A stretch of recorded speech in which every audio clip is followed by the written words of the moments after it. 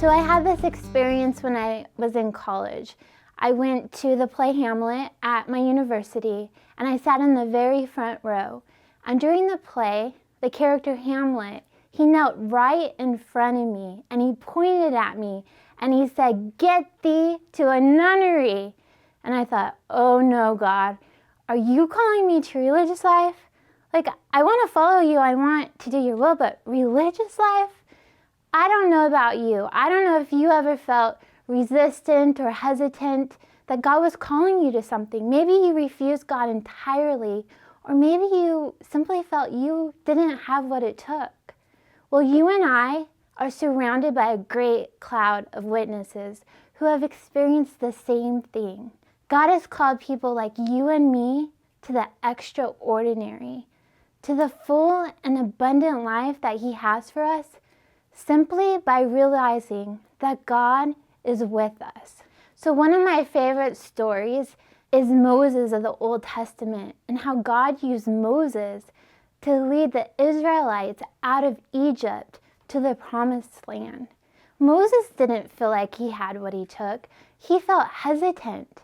He responded to God and he said, "Who am I to go to Pharaoh to lead the Israelites out of Egypt? Who am I? Like, I don't know how to speak. I'm not an eloquent speaker." But God promised to be with him.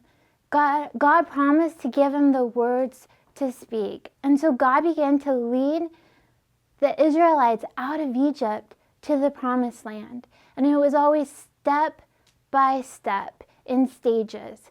It was a cloud by day, fire by night that God led the Israelites out of Egypt to the promised land. But there were times that they doubted. There were times that they were hesitant. That, was God really with them? There were times that they thought of their life back in Egypt, and why would God lead them just to die in the desert? But that wasn't God's plan. God's plan was to lead them to the promised land, a land flowing with milk and honey. It was like a boot camp in the desert. God was teaching them to be His people, to be holy as He was holy, and ultimately to be prepared to enter in the promised land. And so it is true for each of us. In the fullness of time, God sent Jesus, Emmanuel, God with us, to be with us, to meet us where we are at, to lead us to the ultimate promised land in heaven, but even a full and abundant life in this life. And this has helped me so much in my life. Sometimes I haven't felt like I have what it takes to be who God has called me to be and to fulfill His plan.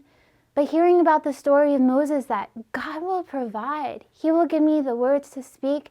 He will lead me one step at a time.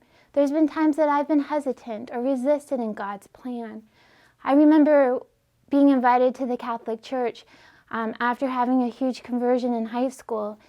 And I love being part of the church, but I just felt like there's no way I'm going to become Catholic. I didn't understand the Eucharist. People are receiving the body and blood of Jesus. But the more I went to Mass, the more I couldn't wait to receive Jesus in the Eucharist. And one day, one of my friends took me to the Adoration Chapel where Jesus was exposed in the Eucharist. And I felt the presence of God, that God was truly with me, that not only did God lead me out of my own Egypt, God led me out of Columbine High School the day the shootings happened, minutes before the shooting, giving me a desire to leave the school. God led me out of a place of sin, helplessness, despair. But He was leading me to a full, abundant life in Him. And so He's led me one step at a time. So my encouragement to you is not to be afraid of God's will for your life. God has a full and abundant life, ultimately in heaven, but even in this life. He knows the deepest desires of our heart, and He wants to fulfill those desires. So my question to you is, what is the next step that He's calling you to take?